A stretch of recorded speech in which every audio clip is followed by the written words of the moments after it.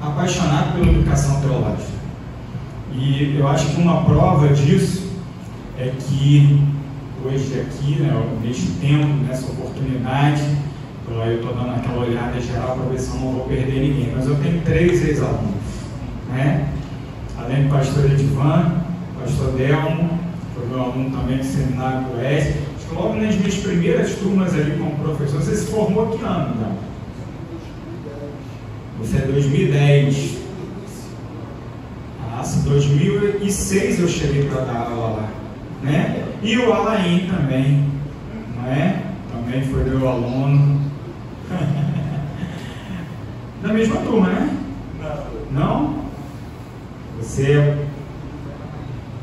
é posterior anterior ao pastor Edivan, né? Convivemos lá no Seminário Teológico do Oeste em Campo Grande, e para mim é uma alegria muito grande. Outro dia eu fui à formatura de um pastor ali em Santa Cruz, pastor José Luiz, e outro dia, né? Acho que já tem uns 2 anos isso. E dos 12 pastores presentes naquela posse, metade eram de ex-alunos meus. E aí você deve estar perguntando assim, mas como assim? Né? Como assim? Tão novinho? Parece só, meu irmão. Parece, só parece. Como o pastor Edivan já me apresentou, meu nome é Lucas, eu sou pastor de educação cristã ali na primeira igreja de Campo Grande desde 2016, sou pastor desde 2009 e atuo na educação teológica desde 2006. Completei 40 anos nesse ano, quarentei, quem entra não entra, só entra, não sai mais, não é? E eu tenho a graça de Deus de praticamente metade da minha vida trabalhar na educação teológica. Eu me formei no seminário com 22 anos e com 23 eu era professor lá no STO, onde os 3 queridos aqui estudaram e foram meus alunos. E a primeira oportunidade que eu tive de sala de aula foi curiosa, porque eu era o mais novo na sala de aula, só que eu era o professor, né? Os alunos falaram assim, puxa vida, não tinha um melhorzinho não? Tinha alguém mais experiente? Mas o Senhor tem dado graça nesses quase 17 anos de educação teológica. E hoje eu trabalho no Seminário Batista do Sul, que é, de certa forma, o pai de todos os outros, né? E se a gente for fazer aí a questão da árvore genealógica, vai chegar lá no Seminário do Sul. Trabalho com a coordenação do núcleo da educação à distância. E o Senhor tem dado também para nós essa missão. E fui colega de trabalho da Tamara durante muitos anos lá na Caixa Econômica. A Tamara é muito querida minha. Entramos juntos na Caixa, né, Tamara? Caminhamos juntos durante muitos anos. Terminadas as apresentações, eu vou para um momento de propaganda, porque o pastor da igreja me autorizou. Então não vou perder essa oportunidade. Coloca para mim aí, por favor, meu irmão. A outra arte primeiro. Coloca a outra arte. Isso, essa aí. Eu quero deixar um convite para os irmãos. Eu sei que as aulas de vocês começam hoje é o primeiro dia letivo. Mas eu também sei que na quarta-feira vocês normalmente não têm aula, né? Se você tiver a possibilidade, a oportunidade de se deslocar ali até a Tijuca, no Seminário do Sul, na semana que vem, a nossa conferência vai começar na terça e vai terminar na quinta, mas você está convidado para ir na quarta. Terça e quinta você vem para a aula, e na quarta-feira dá uma corrida lá e nos prestigie para a conferência Liderança e Transformação Social. Teremos 3 dias de palavra com o Dr. Randall Everett. O Dr. Randall Everett ele é o presidente da associação da Fundação Wilberforce, lá nos Estados Unidos, que trabalha com direitos humanos. Então ele vai tratar de um assunto que tem tudo a ver com a nossa herança batista, não é verdade? A preocupação com a liberdade religiosa e com os direitos humanos. Mas não é uma palestra humanista, nada disso não. É na palavra de Deus. O que a Bíblia fala sobre liberdade, o que a Bíblia fala sobre a dignidade da pessoa humana. E a palavra de Deus tem muito a nos ensinar sobre isso, e como nós, vocacionados, podemos contribuir para promover transformação no nosso meio, na nossa sociedade, através dos nossos ministérios e da nossa liderança. Semana que vem já, começando na terça até a quinta, você está convidado só para a quarta. Destacar de novo, viu, diretor? Somente para a quarta, não porque nós não queríamos você lá na terça e na quinta, mas porque na terça e na quinta você vai vir para a aula, tá? Mas na quarta-feira dá um pulinho, suba a colina conosco e nos encontre lá, vai ser uma alegria recebê-los. É um evento gratuito, você não tem nenhum custo para participar. E o outro evento, esse tem mais tempo, e o horário que começa é às 18 horas, mas 18 horas é o credenciamento, é a recepção, tá bom? A palavra mesmo, o encontro começa às 15 para as 7, ok? 18h45. E o segundo evento que eu quero convidar você ocorrerá do dia 13 a 16 de março também desse ano, as comemorações dos 115 anos do Seminário do Sul. Nas comemorações do Seminário do Sul, do aniversário do Seminário do Sul, nós teremos a Conferência Teológica Paixão pelo Ministério. E estará conosco, pregando todos os dias, o doutor David Allen. O doutor David Allen é talvez a maior referência de homilética, de pregação na América do Norte hoje. Foi professor durante muitos anos no Seminário do Sudoeste dos Estados Unidos, um seminário que tem tudo a ver com a nossa história, né? Muitos dos nossos professores, nossos pioneiros batistas vieram de lá, e ele vai ser o nosso pregador principal. Além dele, teremos todos esses aí que estão nas fotos menores, depois pode passar por grupo também, pastor Divan, por favor. A conferência começará na segunda-feira, terminará na quinta-feira e terá atividades na parte da tarde e noite. Então, o próprio doutor Allen vai dar um curso de pregação, Paixão pela Pregação, terça, quarta e quinta tarde. Uma oportunidade ímpar por um valor simbólico, R$80. Na verdade, esse valor não paga as contas dessa conferência. O doutor Allen vem patrocinado dos Estados Unidos para esse evento, né? Nós não teríamos condições de arcar, mas vai ser realmente uma oportunidade ímpar para aqueles que puderem se fazer presentes. Além dele, estará conosco o pastor Marcos Petrúcio, pastor Luiz Saião, pastor Luiz Roberto, pastor Fernando Brandão, naturalmente, nosso diretor, doutor Raimson Israel, professora Cíntia, doutor Diogo, pastor Carlos Elias, meu pastor, ministra Angélica, meu ministro de música. Então só tem gente fera. O único ruim ali, o único fumaça sou eu, tá? Todos os outros são referência nas suas áreas, tá certo? Eu estou brincando, irmão. Quem quiser fazer também o nosso curso à tarde ali, Paixão pela Teologia Piedosa, que será o nosso curso que eu teria a honra de dividir com o pastor Saião à tarde, tá bom? Todos são convidados, queremos estar conosco, será uma alegria. Agora vamos para o que interessa. Abra sua Bíblia, por favor, na segunda carta que o apóstolo Paulo escreveu ao seu filho amado Timóteo, seu filho na fé. A carta mais pessoal do apóstolo Paulo, a carta mais carinhosa, a carta que ele realmente abre o seu coração e ao mesmo tempo é uma carta de despedida. Nós leremos no capítulo 4 até o verso de número 8, 2 Timóteo 4, 1 a 8, porque o tema que me foi dado, o tema para essa celebração no primeiro ano do Seminário Teológico Eclesial é Tu, porém. E essa expressão ela se repete algumas vezes na carta que o apóstolo escreve a Timóteo, e uma delas é essa aqui, no verso de número 5, no meio do trecho que leremos. Mas, para mim, esse é o apelo mais emocionado, o apelo mais intenso, e talvez o apelo mais relevante de todos aqueles outros apelos que o apóstolo Paulo faz aqui nessa carta. Então ele usa essa expressão, tu porém, algumas vezes, mas eu não vou ter tempo para estudar todas elas aqui com vocês. O Deão já falou ali para mim que a pregação vai ser rapidinho. Eu falei, tranquilo, rapidinho, 2 horas a gente resolve tranquilamente. Qual é o horário de aula normal? Né? Até as 10? Não é? Então eu tenho até as 10. E vocês foram meus alunos, vocês lembram que ia até o final. não é? E até o último segundo. Brincadeira, irmão, fiquem tranquilos, tá? Não vai demorar 2 horas, não. Quase. Como nós temos a oportunidade de estudar somente um, porém, sem dúvida alguma, esse do capítulo 4, do verso 5, merece grande destaque. E o tema que eu quero trabalhar com os irmãos nessa noite é: igreja, prega a palavra.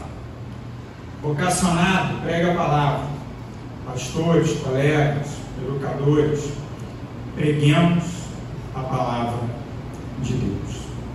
Diz assim a Sagrada Escritura: conjuro-te perante Deus e Cristo Jesus, que há de julgar vivos e mortos, pela sua manifestação e pelo seu reino, prega a palavra, insta, quer ser oportuno, quer não, corrige, repreende, exorta com toda longanimidade e doutrina, pois haverá tempo em que não suportarão a sã doutrina. Pelo contrário, cercar-se-ão de mestres segundo as suas próprias cobiças, como que sentindo coceira nos ouvidos, e se recusarão a dar ouvidos à verdade, entregando-se às fábulas. Tu, porém, sê sóbrio em todas as coisas, suporta as aflições, faz o trabalho de um evangelista, cumpre cabalmente o teu ministério. Quanto a mim, estou sendo já oferecido por libação, e o tempo da minha partida é chegado. Combati o bom combate, completei a carreira, guardei a fé. Já agora a coroa da justiça me está guardada, a qual o Senhor, reto juiz, me dará naquele dia, e não somente a mim, mas também a todos quantos amam a sua vinda. Santo e bendito Deus, diante do teu povo está a tua palavra, alimento para as nossas almas, sustento para as nossas vidas. Tua palavra perfeita, registrado, ó Deus, nas páginas da Sagrada Escritura de maneira inerrante, infalível, suficiente, de modo, ó Deus, que teu Santo Espírito seja, juntamente com os autores humanos, autor de todas as palavras e de cada palavra. Louvado seja o seu nome, Pai, porque temos a oportunidade de lê-la livremente, de expô-la livremente, de estudá-la, ó Deus, nas nossas salas de aula, nas nossas casas, nas nossas igrejas. Obrigado, Deus, pela tua palavra. E que a nossa missão de sermos propagadores do Evangelho jamais se desvie para longe das páginas da Sagrada Escritura. Te agradecemos pela oportunidade de ouvir a Bíblia mais uma vez. Te agradeço, Deus, pelo privilégio de compartilhar a Bíblia mais uma vez. E o meu pedido, junto com meus irmãos, é que o teu Santo Espírito seja o nosso mestre,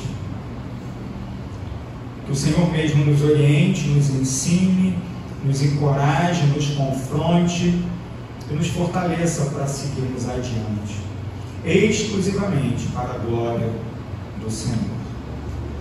É a nossa oração e a fazemos em nome de Jesus. Amém. Muito bem, queridos. Eu gostaria de deixar para você, nessa noite, uma frase muito simples.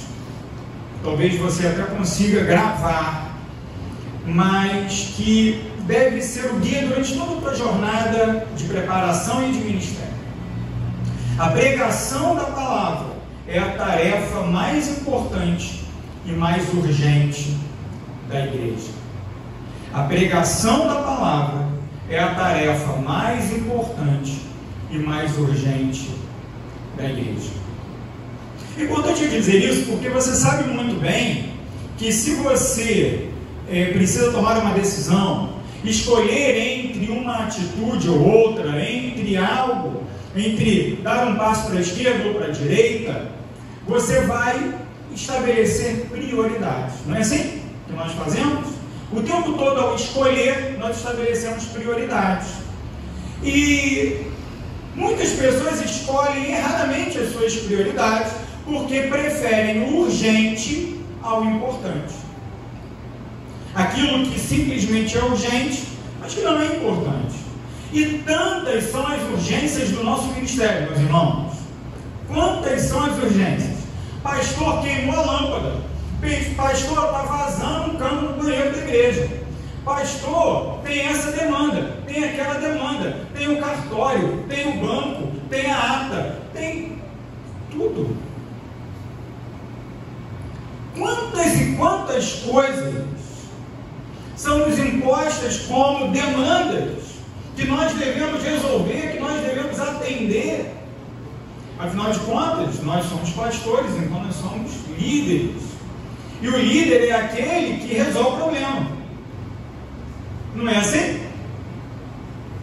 Certa vez, um professor muito querido meu, que acho que foi seu professor também, reverendo Mauro Mais, ele disse algo muito interessante, muito curioso. Era o dia do pastor. Nosso dia do pastor batista é em junho, né? Os presbiterianos é em fevereiro, agora, nesse mês. Era um fevereiro, dia do pastor. E ele disse o seguinte: quando eu era criança, o meu sonho era ser bombeiro. Sonho muito comum entre os meninos, né? Quando eu crescer, eu vou ser bombeiro. Ele dizia: meu sonho era ser bombeiro. Cresci, virei pastor e virei bombeiro mesmo, porque eu vivo apagando incêndio. Não é assim que acontece, meus queridos irmãos? Delmo, Edivan, Alain, pastores, não é? Se a gente deixar, a gente não faz outra coisa que não seja atender às urgências que nos são impostas. Mas atender às urgências, esquecendo daquilo que verdadeiramente é importante, nos leva a fazer escolhas ruins. Nos leva a priorizar aquilo que não deve ser priorizado. Eu não estou falando que a igreja tem que ficar com o cano furado lá, vazando água o tempo todo. Eu não estou dizendo que a gente pode deixar todas as lâmpadas queimar, que a gente pode deixar a documentação da igreja vencer. Não estou dizendo isso não. Mas eu estou dizendo, eu espero poder voltar aqui depois, tá, pastor? Com todas as letras, que nós, chamados para o ministério da palavra, temos como prioridade absoluta a pregação da palavra. O cano alguém vai resolver, a lâmpada alguém vai trocar, a ata alguém vai registrar, e no final vai dar tudo certo, porque a igreja não é nada disso. A igreja é feita de pessoas que são chamadas por Deus através da sua palavra. De outro lado, existem coisas na igreja que são importantes, mas não são urgentes. E aqui eu vou usar uma distinção do Dr. Martin Lloyd Jones, no seu livro Pregação e Pregadores. Se não leu ainda, leia em nome de Jesus, que vale a pena ler. E Martin Lloyd Jones, ele diz o seguinte, que a diferença entre o ensino e a pregação é a urgência. A diferença entre o ensino e a pregação é a urgência. Por quê? Porque nós estamos aqui num momento para aprender e ensinar, não é? Ok. Só que a pregação, ela vai além. A pregação leva o ouvinte a um ponto de decisão que vai alterar o rumo de toda a sua vida. Nós nos preparamos através do ensino, mas o nosso alvo é sermos pregadores, que levam as pessoas a um ponto de decisão, a um ponto de encontro com Deus. E esse encontro é inevitável. Esse encontro vai acontecer. Você já parou para pensar nisso? Seja um encontro que perdoa, um encontro que restaura, um encontro que transforma, ou seja, um encontro que condena com justiça o pecador que não se arrepende. E quem aponta para essa pessoa, para esse indivíduo, a santidade desse Deus justo? Quem aponta o amor desse Deus gracioso? O pregador que expõe com fidelidade a palavra. Então, eu vou dizer algo aqui, com muito cuidado, mas eu espero que você já tenha entendido o meu ponto. O ensino, ele é importantíssimo, mas nem sempre ele é urgente. O louvor é importantíssimo, mas nem sempre ele é urgente. A ação social, que muitas vezes tem ocupado o ponto número 1 da prioridade de muitas igrejas e muitas organizações cristãs, é importantíssima, mas não é urgente. Somente a pregação é urgente e importante. Importante e urgente. Entendeu? Então, na nossa matriz Eisenhower aí, porque tem os administradores que vão saber o que eu estou falando, né? Aquele quadrante lá, do que é importante, que não é, do que é urgente, que não é. A prioridade número 1 não é só do pastor, não, da igreja toda, é pregar a palavra. E nesse texto aqui, nesse apelo que o apóstolo Paulo faz, ele demonstra exatamente essa realidade, que a pregação da palavra é a tarefa mais importante e mais urgente da igreja. Perceba comigo aqui o que ele trata nesse texto que nós já lemos. Em primeiro lugar, verso 1 ao 4, o apóstolo Paulo ele faz um desafio a Timóteo, que é um desafio para mim e para você também nessa noite. Pregue, seminarista, preste atenção, pregue, porque os dias são maus. A pregação é urgente, porque os dias são maus. A pregação precisa ser agora, não amanhã, não semana que vem, não mês que vem, porque os dias são maus. Você precisa atender o teu chamado de Deus para ser um pregador da palavra, porque nós vivemos nesse contexto terrível, nesse mundo marcado pelo pecado, marcado pela maldade. E tudo aquilo que vemos como efeito da pecaminosidade humana é simplesmente um aperitivozinho do terrível fogo do inferno. Está meio difícil da gente ouvir gente falar do inferno. A gente fica até meio cabreiro, né? Fica meio preocupado. Fala ou não fala do inferno? Né? Você é convidado para pregar na igreja do irmão, do colega da ordem lá. E aí, a gente fica meio com medo. Parece que esse negócio do politicamente correto ocupou o nosso coração de tal maneira que a gente acha que tem coisa na Bíblia que vai ofender. Mas eu acho que é isso mesmo. Tem coisa na Bíblia que vai ofender. E por que a gente precisa exatamente daquelas partes da Bíblia que vão ofender? Porque ao sermos confrontados do nosso pecado, nós podemos abrir mão da nossa autossuficiência, da nossa prepotência, do nosso senso de merecimento. Eu mereço ser feliz, eu mereço isso, eu mereço aquilo. A gente começa a abrir mão desse monte de coisa que a gente acha que a gente tem direito, e a gente vê com clareza absoluta que a única coisa que de fato é nossa por direito é a condenação eterna. Aí você fala, pastor, mas que palavra dura é assim? Você sabe qual é o personagem bíblico que mais usa a palavra inferno? Adivinha só? Paulo. Tem gente que acha, né? Paulo é o legalista, Paulo é o cara mal da Bíblia. Tem um pessoal que acha isso aí, né? Vocês acham que é Paulo? Jesus é o que mais usa a palavra inferno na Sagrada Escritura. E por que Jesus, sendo amoroso, gentil, ele mais usa a palavra inferno? Porque ele quer tirar as pessoas de lá. Porque Ele quer que o homem se arrependa, creia no Evangelho, e crendo no Evangelho, não pereça, ou seja, não vá para o inferno, mas tenha vida eterna, ou seja, tenha uma eternidade na presença de Deus. Os dias são maus.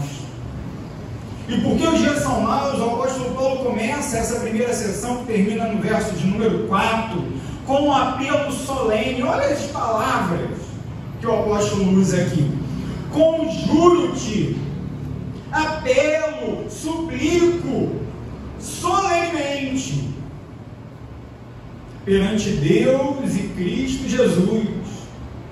O meu apelo a você, Timóteo, o apóstolo diz, o apelo do Senhor às nossas vidas vocacionados nessa noite, um apelo solene, o apelo repleto de emoção e ao mesmo tempo de seriedade. Ele é feito diante do próprio Deus, diante do próprio Cristo, diante da própria realidade de que aquilo que vemos, aquilo que sentimos, aquilo que aqui temos, não é o fim. Veja, que há de julgar vivos e mortos. Irmãos, nossa vida está no dedo acaba. Tem muito mais coisas ainda mais importantes depois. Sim, esse Cristo que há de julgar, Ele também haverá de se manifestar. Ele virá, Ele tocará essa realidade mais uma vez, assim como já fez lá na encarnação. Ele consumará essa história. Ele dará fim a esse plano, essa situação de coisas que a gente vê. Cristo vem e Ele há de se manifestar e estabelecer em definitivo o seu reino. E diante dessa realidade, Cristo vem para implantar definitivamente o seu reinado, o seu governo, o seu domínio. Diante dessa realidade, o apelo do Senhor para mim e para você: prega a palavra. Prega a palavra. Insta, quer ser oportuno, quer não, corrige, repreende, exorta com toda longanimidade e doutrina. Aqui está o centro do mandamento, aqui está o centro do clamor, o pedido que o apóstolo Paulo faz a Timóteo: prega a palavra. Prega a palavra. William Hendricks diz o seguinte: a proclamação ou pregação genuína é vívida, não seca, oportuna, não obsoleta. É a proclamação fervorosa de novas iniciadas pelo próprio Deus. O mesmo Cristo que veio e se manifestou, é esse Cristo que virá mais uma vez, se manifestará mais uma vez, implantará definitivamente o seu reinado eterno. Ou seja, Ele trouxe a palavra. Mais ainda, Ele é a palavra. No princípio era o Verbo, e o Verbo estava com Deus, e o Verbo era Deus. Ele estava com Deus no princípio. Quem é a palavra? O próprio Cristo. Pastor, se decide aí, é Cristo a palavra ou é a Bíblia a palavra? Os dois. Cristo é a palavra encarnada, a Bíblia é a palavra inspirada.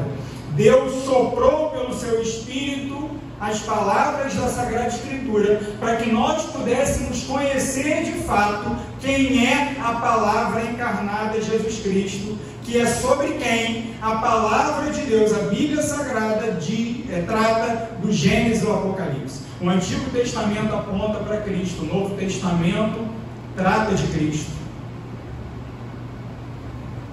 Toda a Bíblia tem seu ponto de convergência na pessoa de Cristo. Agora perceba como deve ser essa pregação e quão urgente é essa pregação. Talvez na sua Bíblia esteja como a minha, versão mais antiga, que diz assim: prega a palavra, insta. Insta. Talvez a outra versão esteja insista. O que é isso aí? A palavra grega usada aqui, ela pode ser traduzida como estar presente, em prontidão, para executar uma tarefa. Mas também pode significar fixar a mente ou estar atento. Esteja presente em prontidão, preparado, pronto, o tempo todo. O tempo todo. Não sei quantos aqui tiveram a oportunidade de servir as Forças Armadas. Eu entrei no Exército com 16 anos. 16 anos, fui da Escola Preparatória de Cadete. Com 17 anos eu estava no primeiro ano da Academia Militar.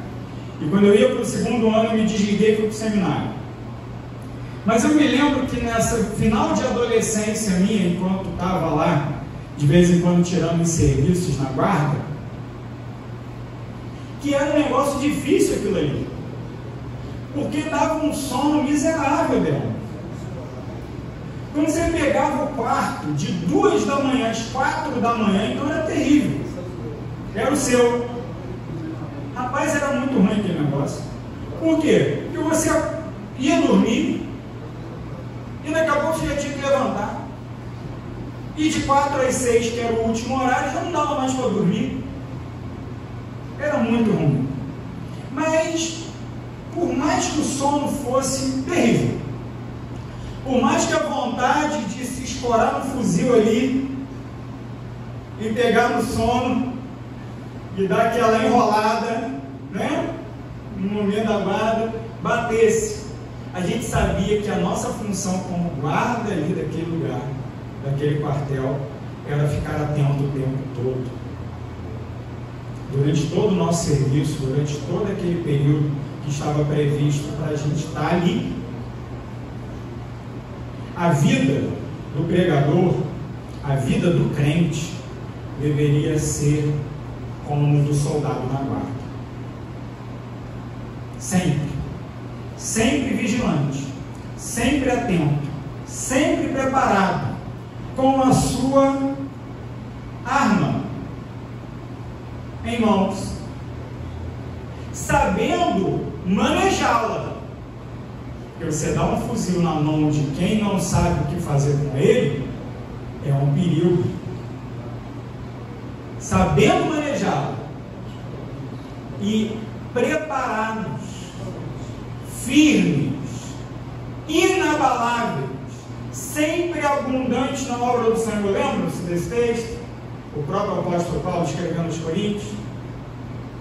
Nós sabemos que a nossa obra, a nossa pregação não será vã no Senhor. Estejamos preparados em prontidão, independente quando acontecer, independente do resultado, independente se a nossa pregação for incômoda. Veja, corrige, repreende, exorta. Quem gosta de ter que corrigir outro? Ninguém. Quem gosta de disciplinar seus filhos? Ninguém gosta. É ruim, é desagradável. Mas quem é pai e mãe aqui sabe, é extremamente necessário. Assim deve ser o nosso ministério. Por quê, Paulo, eu devo pregar a palavra? Por que eu devo estar presente, preocupado, de prontidão, atento, sempre, a cada momento? Verso 3 e verso 4 nos responde essa pergunta.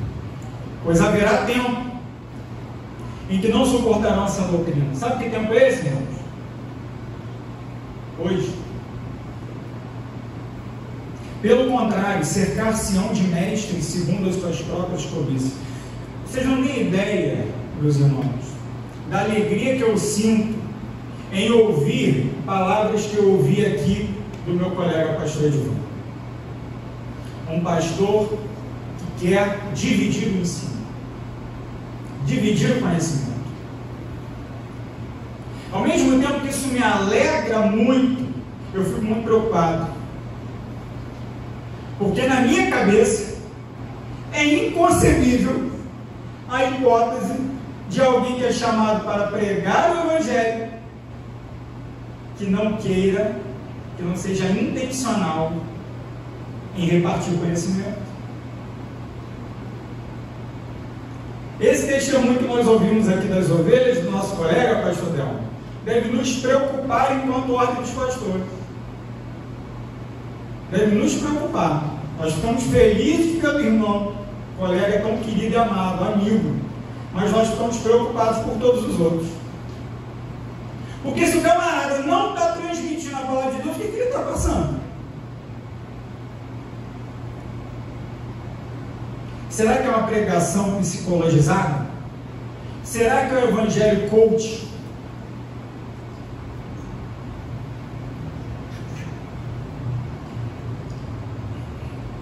Será que é essa, tão na moda agora, teologia da missão integral? Transforma a igreja em ONG? Será que é isso? Pelo contrário, cercar-se-ão de mestres segundo as suas próprias cobiças. Agora veja, a gente rapidamente condena, e devemos condenar mesmo, os falsos mestres. Devemos condenar os falsos mestres. Aquele fulano da televisão, aquele que vende toalhinha, aquele outro que aponta a Bíblia com a caneta, e por aí vai. É uma figura mais esquisita que a outra. A gente logo aponta o falso mestre. São falsos mestres mesmo. Mas só existe falso mestre porque tem cliente com falso mestre. Não é? O texto diz: cercar-se-ão de mestres segundo a sua própria cobiça. O que se vende na teologia da prosperidade? Não se propaga o Evangelho de Jesus. Se vende, venha, fique rico, e tenha saúde, e não fique nunca doente, e por aí vai.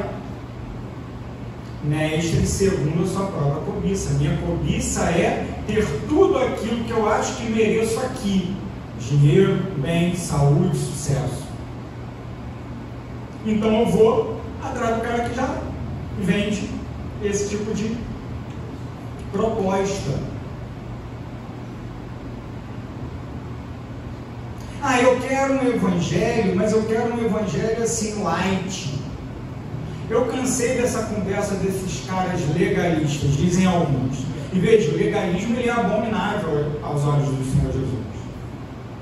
Mas esse discurso que muitas vezes aparece por aí é perigoso. Porque aí você chega nesses púlpitos e o que se ouve ali? Não tem problema. A imoralidade sexual não tem problema. Se você está dando jeitinhos brasileiros aí nos seus negócios, nas suas contas, não tem problema. Deus aceita todos. Deus aceita tudo. Esse evangelho não é evangelho de verdade, porque o evangelho recebe a todos como estão, mas diante da cruz de Cristo ninguém fica como era. Evangelho sem transformação não é evangelho. E eu poderia ficar citando mais um monte de exemplo aqui, sabe, pastor Dilma? O exemplo da intelectualidade. Isso é um perigo para o seminarista, que tem o seu representante máximo os teólogos liberais. O cara fala: não, segundo Timóteo, nem foi Paulo que escreveu isso aqui. Meus irmãos, se Paulo não escreveu segundo Timóteo, quem mais poderia ser? A carta mais pessoal, mais carinhosa, mais adjetiva de Paulo é essa aqui. Aí o cara fala: não foi Timóteo, não foi Paulo não, porque eu fiz uma conta aqui, botei numa planilha e fiz um percentual aqui e achei não sei quantas rapax legomena. Rapax legomena é a palavra que aparece uma vez só, né? É um termo. Vocês vão aprender um monte de termo. Quem está chegando agora se acostume com alemão, com latim e tudo mais. Aí o cara vai lá, rapax legomena, o cara faz a conta de quantas palavras. Isso não é um vocabulário típico do apóstolo Paulo. Ora, claro que não é. O cara estava preso numa masmorra romana, escrevendo de forma precária, com a saúde danificada. É claro que ele não está escrevendo da mesma maneira como ele escreveria num escritório confortável. Assim é comigo, assim é com você. Mas o cara dá aquela assim, 3 barras no ombro, né, do doutor, a parede cheia de quadro de diploma, e fala, segundo os eruditos, eu não sei o quê. E isso engambela muitos seminaristas. Enrola muitos seminaristas.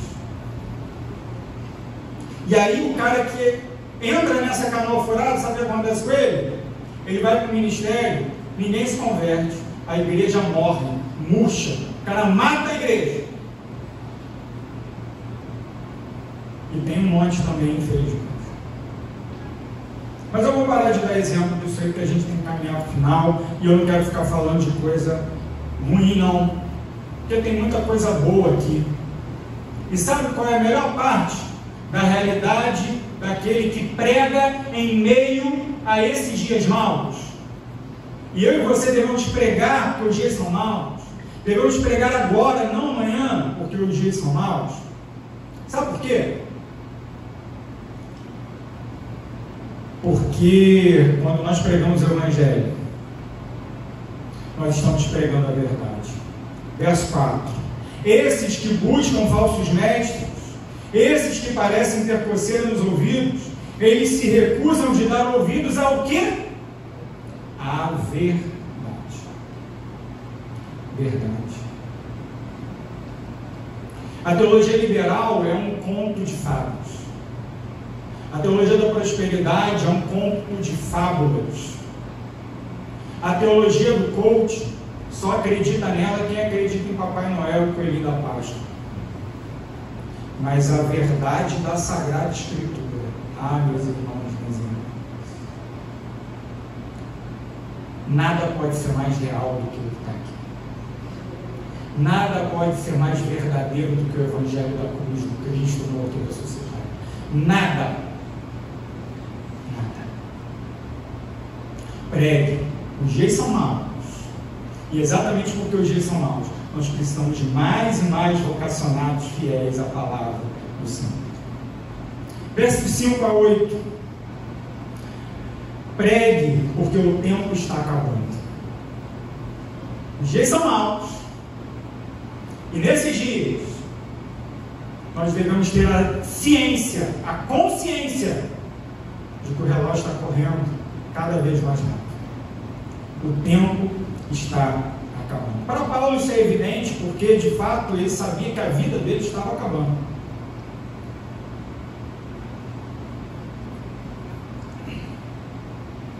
Aqui, nós estamos diante da carta de despedida do apóstolo Paulo. Aqui ele está numa masmorra romana, não mais naquela prisão domiciliar lá no final do livro de Atos. E isso gera confusão para alguns, né? Porque nós chegamos ao final do livro de Atos com o apóstolo Paulo preso em Roma. E aí alguns pensam, então, dali ele morreu. Não, dali ele foi solto. E ele prosseguiu seu ministério. Nós não sabemos exatamente onde ele chegou, mas nós sabemos que os sonhos de Paulo eram muito altos. Escrevendo aos Romanos, ele diz que queria chegar à Espanha. Pense geograficamente nisso aí. O apóstolo que esteve em Jerusalém quando foi preso e foi levado, aprisionado até Roma, até o final do livro de Atos, depois de ter sido solto, talvez, é conjectura, né? Não temos elemento histórico para isso, mas talvez ele tenha realizado seu desejo missionário de ter chegado à longínqua Espanha. E o que era a Espanha para Paulo? Literalmente era o fim do mundo, né? O que tem depois da Espanha? De leste para oeste, o mar, o Oceano Atlântico, e do outro lado é a América. Eles não sabiam que tinha América. Paulo ele queria literalmente chegar aos confins da terra nos seus dias. Mas o fato é que depois desse tempo de ministério que o apóstolo ainda teve em liberdade, ele foi preso mais uma vez. E no contexto do reinado do imperador Nero romano, ele é martirizado. Isso provavelmente aconteceu ali, bem no meio da década de 60 depois de Cristo.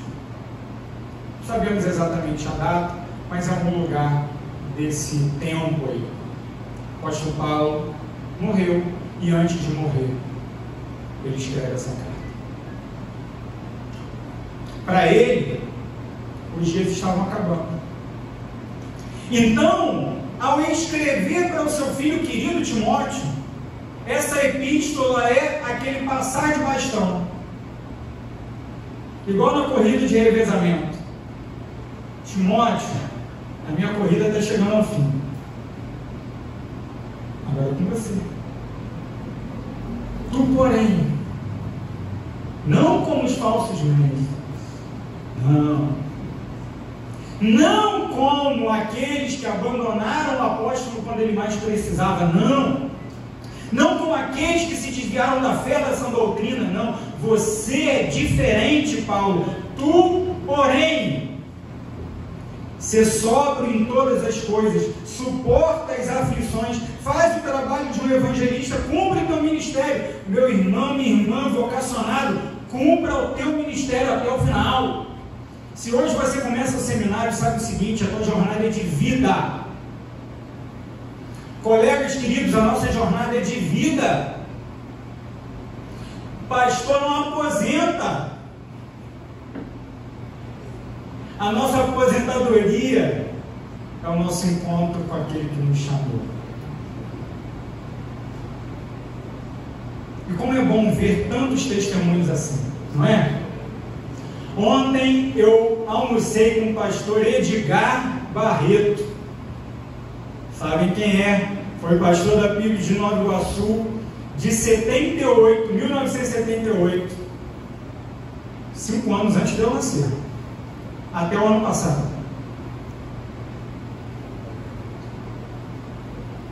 Irmãos, eu não sei vocês, mas eu vejo isso aí, velhinho, cabeça boa, bem velho. E eu penso assim: eu quero chegar aí. É aí que eu quero chegar. E aí você conversa com um irmão desses, e você pergunta: e aí, pastor? E o cara tem um monte de sonhos no ministério. Ele quer pregar, ele quer anunciar, ele quer servir. Ele sabe que o corpo dele não tem mais condições de correr para trocar a lâmpada da igreja, aquelas coisas, né, que o pastor também faz, às vezes. Não devia, mas faz. Ele sabe que isso aí não dá mais. Mas ele sabe exatamente para o que Jesus o chamou. E diante do nosso chamado de pregar a palavra, nós recebemos de bom grado o bastão que nos foi passado por alguém. E nós não podemos esquecer da nossa história. Porque essa história chega lá em Paulo, chega nos outros apóstolos, chega lá. O bastão foi passado adiante. E agora, ele nos foi entregue. Tu, porém, Anaí, tu, porém, Edivan, tu, porém, Belma, tu, porém, seminaristas,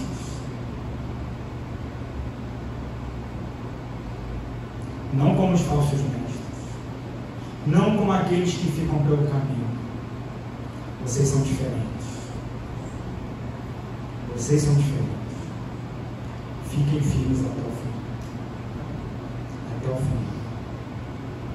Quanto a mim, estou sendo já oferecido por libação, e o tempo da minha partida é chegado.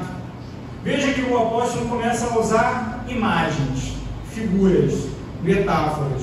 Qual é a imagem que ele usa aqui? Oferta de libação. Era aquela oferta do vinho derramado sobre o altar, lá no sistema sacrificial do Antigo Testamento. Essa oferta, ela normalmente subia do altar dando um cheiro agradável. No verso 7 ele volta à figura militar. E vale a pena um estudo amplo sobre os usos do apóstolo Paulo das metáforas militares. Combati o bom combate, completei a carreira, guardei a fé. Na primeira carta que o apóstolo escreveu a Timóteo, ele já tinha usado essa metáfora também lá no capítulo 6, verso 12, quando ele diz: combate o bom combate da fé, toma posse da vida eterna para a qual também foste chamado e que fizeste a boa confissão perante muitas testemunhas. O que ele está dizendo aqui? Timóteo, aquilo que eu falei para você viver, eu vivi. Cumpri a minha missão, completei a minha carreira e guardei a fé até o fim. Que combate é esse que nós estamos envolvidos, no qual nós estamos inseridos? Que combate é esse? Mais uma vez citando Hendrickson, houve um combate contra Satanás. E talvez a primeira imagem que nós temos nesses dias atuais é isso, né? Combate contra Satanás, e ele é verdadeiro. Houve um combate contra Satanás, contra os principados e potestades, os dominadores do mundo das trevas nas regiões celestes. Sim, o apóstolo Paulo enfrentou o inimigo, e nós também enfrentaremos. Você acha que você vai cursar aqui 3 anos de seminário e vai ficar tudo legal? Você pode escrever que vão ser 3 anos de muita luta. O Senhor me deu a graça de defender o mestrado agora em dezembro do ano passado. Algo que eu adiei, cheguei a começar lá na PUC, lá atrás, na época que era professor de vocês, interrompi para assumir um ministério lá em Minas Gerais. Eu falei, agora vai, né? Agora tem que ir. Vamos resolver esse negócio. E aí fui mestrado. Trabalhava na Caixa Econômica ainda. Fiz o primeiro módulo. Terminei o primeiro módulo, passou 2 meses, comecei a enfrentar uma enfermidade que se prolongou durante 6 meses. Que luta, irmãos, que luta. Com a saúde, com médicos, com trabalho, com licença, né, que também envolve tudo isso. Muito difícil. Situação que eu nunca imaginei enfrentar na minha vida. Novo ainda, com 38 anos. E diante dessa realidade, eu fui, né? E aí eu sei que tem alunos e alunos. Sou professor há muito tempo. Tem aluno que mata a mãe 3 vezes, né? O professor. Por semana, né? Esses não estão na carreira, né? Aqui não tem, tá? Aqui não tem isso, glória a Deus. Aqui não tem. Mas eu tive que fazer aquela coisa, né? Mandar e-mail para o professor me dá mais um tempinho, porque não dá não. Mandar atestado para o seminário. Isso é difícil. Me recuperei, e quando eu estava em condições de cumprir meus atrasos, eu vi, meu Deus do céu, estou devendo 4 artigos do semestre passado, tem mais 4 desse semestre. Livro mais livro para ler, tem que qualificar a dissertação. Não vai dar certo, não. Falei, Senhor, me ajuda. Me ajuda, porque isso aqui eu não estou fazendo para mim, não. Porque eu estou fazendo para o Senhor, para a sua obra. Me ajuda, preciso da sua ajuda. Eu fiz 2 semestres em 1 no primeiro semestre do ano passado. Foi muito difícil. Muito difícil. E eu estou dizendo isso porque vai ter um momento que você vai se sentir exatamente como eu estava me sentindo. Mas eu vou te dizer o seguinte: se você está fazendo isso aqui para a glória de Deus, se você está entrando nessa caminhada para que o Senhor seja honrado na tua vida, Ele vai te sustentar, como me sustentou. Qualifiquei no finalzinho, pense, último dia. Na verdade, esse ano que passou, tudo eu entreguei no último dia. Tudo. Último dia, entreguei meu trabalho para qualificar. Apresentei na qualificação com aquele sentimento assim, gente, mas que trabalho ruim. Está muito ruim esse negócio. Na minha cabeça, né? Aí os professores começaram falando, não, você escreve bem e tal. Está um pouco curto. porque eu entreguei um número mínimo de páginas para a qualificação, né? Mas foi, pastor. Foi. Eu falei, Senhor, agora eu preciso terminar. Segundo semestre, tinha ficado de 2 recuperações lá no primeiro período por conta da enfermidade. Fiz a dissertação, mais 2 matérias, mais 2 artigos, mais leitura. Pesado, foi muito pesado. E mais a igreja, mais o ministério, mais a família e tudo mais. E entreguei meu trabalho no último dia. Aquele trabalho que estava com a quantidade mínima de páginas de qualificação. Eu pedi, professor, quebra meu galho aí, porque eu passei umas 15 páginas do limite. Né? O limite era 120 máxima, né? 137 páginas. Me alivia ali, porque passou um pouquinho. Falou, não, tá tranquilo, vou deixar passar. Aí ele leu. E na qualificação, graças a Deus, só ouvi palavras positivas. Eu estou falando isso para dizer para vocês que eu sou bom? Não. Estou falando isso para dizer o seguinte, que quando você faz para Deus, Ele te leva até o final. Vai ter um momento que você vai falar, cara, eu vou desistir desse negócio.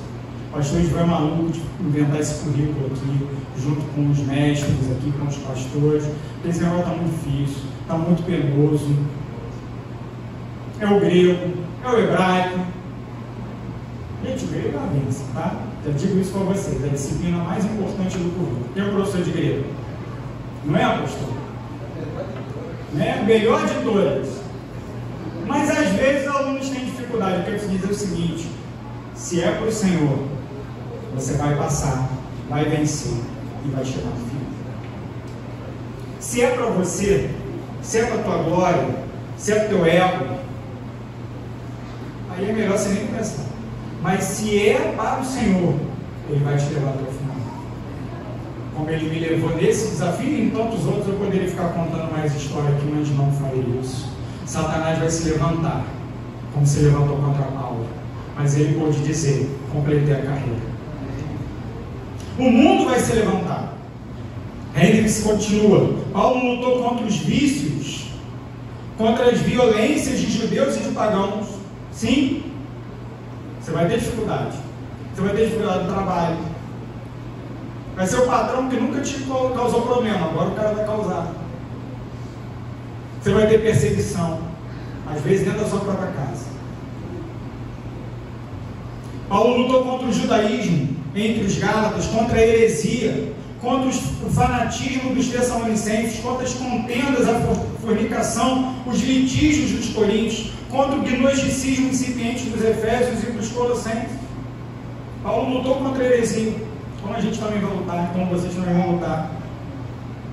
Com os de fora os conflitos, com os de dentro os temores.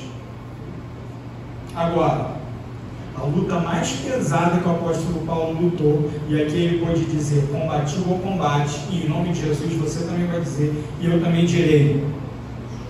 Hendricks se destaca aqui. Finalmente, porém, não menos importante, Paulo lutou contra a lei do pecado e da morte que operava em seu próprio coração. Nosso pior inimigo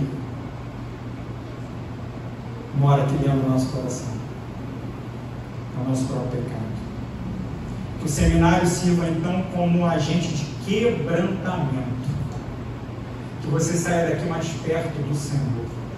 Não orgulhoso, agora eu tenho diploma, agora eu sei Bíblia, não. Que eu e você, ao abrir a palavra de Deus para estudar, sejamos humilhados pelo Senhor.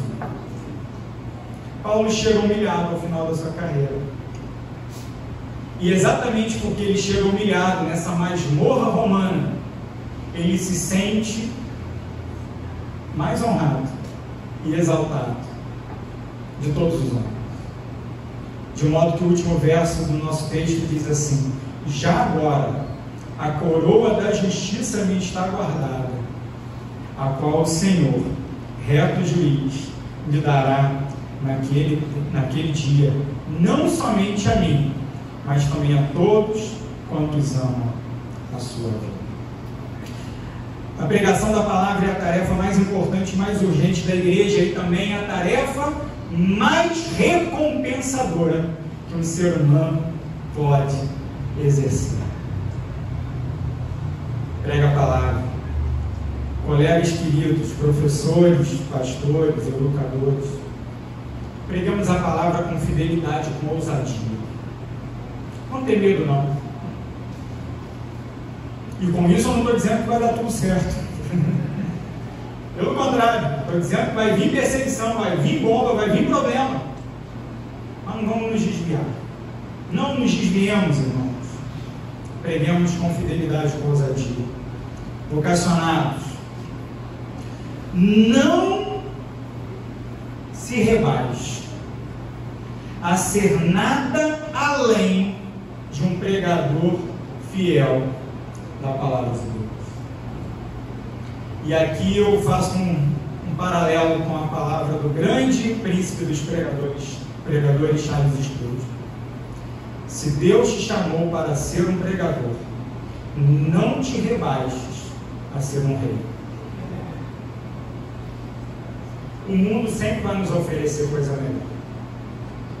Irmãos, não vale a pena. Não vale a pena. Eu não me arrependo nem um dia de ter deixado o oficialato para trás. Nem um dia.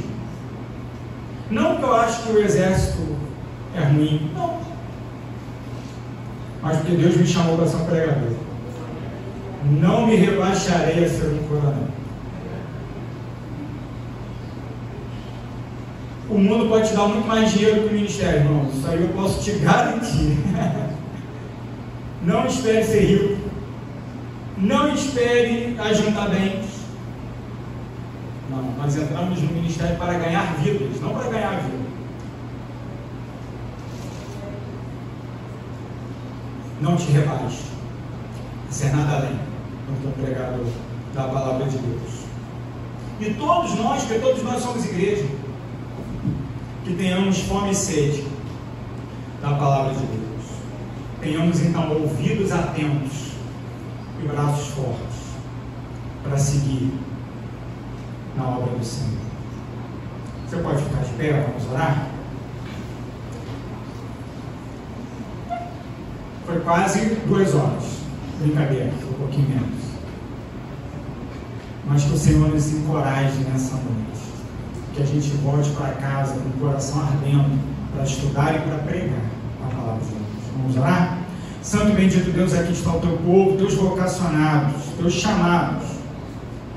Santo Deus, Pai bendito, sustenta a caminhada desses meus irmãos queridos. Fortalece-os, ó Deus, para que eles sigam na jornada que o Senhor já preparou para cada um deles, sem se desviar, seja para a esquerda, seja para a direita, sem se apegar aos bens e valores desse mundo, mas olhando, ó Deus, firmemente para o autor e consumador da nossa fé, Jesus Cristo, aquele que nos chamou.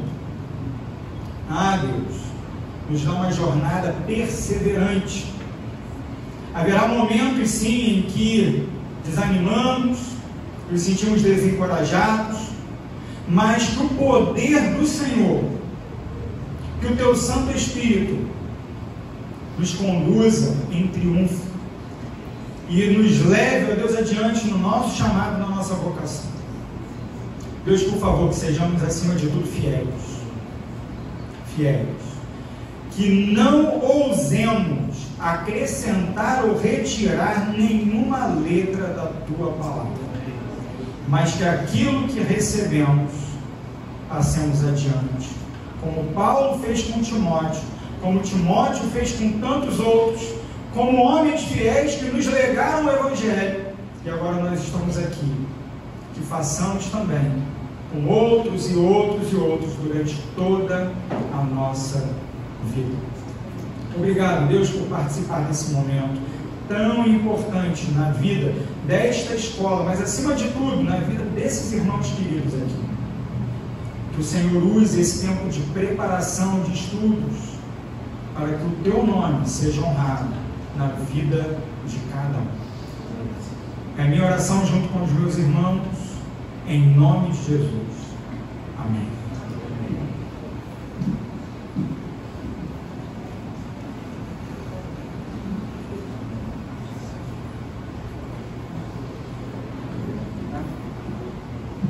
Podeis assentar, irmãos. Eu agradeço. O ministério vai cantar também agora, no final? Vai? Ah, tá. Agradeço a presença de cada irmão e irmã aqui nesta noite, os que não fazem parte do seminário, mas que colaboraram até com sua presença e também trabalhando para que tudo acontecesse, aos diáconos que prontamente também, sempre prontos para servir, nos abençoaram aqui com toda a recepção, estrutura, o cuidado enquanto estamos adorando ao Senhor, ouvindo a sua palavra. E a nossa secretária também do seminário da igreja, que é a nossa diaconisa Elinete, mobilizou uma equipe aí, né? Mobilizou uma equipe essa semana, o negócio está chique ali atrás, viu? E tem umas irmãs ali trabalhando e são aquelas irmãs mãos de fadas, que trabalham com amor, carinho, para fazer o melhor para o Senhor. São mulheres que realmente fazem como e cozinham, e trabalham e arrumam como se estivesse fazendo para o Senhor. Essa é a sensação que eu tenho, não é porque eu sou pastor dessa galera não, para receber todos nós aqui após o término do culto. Amém, irmãos? Então vamos orar neste momento, agradecendo a Deus. Eu vou chamar o Carmelino aqui, o pastor Lucas já orou, mas o nosso aluno aqui, vamos também, ex-aluno Carmelino orando, e após a oração do Carmelino, os irmãos estão despedidos também para a recepção que teremos. Tá bom. Após a oração, enquanto os irmãos estiverem saindo, a secretária falou para a diretoria estar postos aqui para tirar uma foto oficial. Oremos. Senhor Deus, muito obrigado. Senhor, obrigado, Pai, por este momento. Esse momento, Senhor, que marca os nossos corações, a importância, Pai, do que acabamos de ouvir. Que possamos, ó Deus, servir ao Senhor com fidelidade, com integridade. Ó Pai, que possamos, Senhor, sair daqui, homens, mulheres, Senhor, formados sim, mas também, Senhor, com uma certeza de que fomos chamados para pregar a Tua palavra. E essa palavra, Senhor, que transforma, essa palavra que cura, que liberta, é essa palavra, Senhor, que quando nós olhamos para a história, para o passado, nós vemos homens que perderam as suas vidas, que entregaram, na verdade, Senhor, até mesmo, Senhor, o seu maior bem, em favor, Senhor, desta palavra. Pai, que esse poder do Teu Evangelho que há em nós, que possamos transmiti-lo, Senhor, para cada pessoa, insta tempo ou fora de tempo. Muito obrigado, Senhor, porque o seminário eclesial, Pai, faz parte, Senhor, da minha vida, e eu tenho certeza que a cada um que aceitou essa proposta, sairá daqui, Senhor, tremendamente abençoado, e sairá, Senhor, Deus, formado, Deus, por Ti, para pregar essa palavra. Muito obrigado, Senhor, por esta noite. Assim eu oro e Te agradeço, em nome de Jesus. Amém. Falando sobre pregar a palavra, sábado, dia 11, teremos um curso aqui na nossa igreja de pregação expositiva. Essa que você acabou de ouvir, pregação da palavra, pregação bíblica. Teremos um curso aqui, não tão bem quanto o nosso reverendo pastor Lucas, e quanto o doutor que virá aí em campo, lá na Tijuca, né? Até eu vou querer também participar. E teremos aqui um curso de pregação expositiva, começará às 8 horas da manhã, das 8 às 17, você vai sair daqui com um certificado de pregador expositivo. Olha que bênção. Que Deus abençoe, irmãos, em nome de Jesus. Todos para a recepção aqui, após o término do culto, a igreja naquela expectativa da bênção, o pastor vai impetrar a bênção. Que o amor de Deus, nosso Pai, a graça salvadora do Senhor Jesus Cristo, Filho, o poder e as doces eternas consolações e uniões do Espírito Santo esteja sobre esta igreja, sobre todo o povo de Deus espalhado pela face da terra, e todo o povo de Deus diz: amém. Que Deus nos abençoe. A diretoria está pedindo aqui.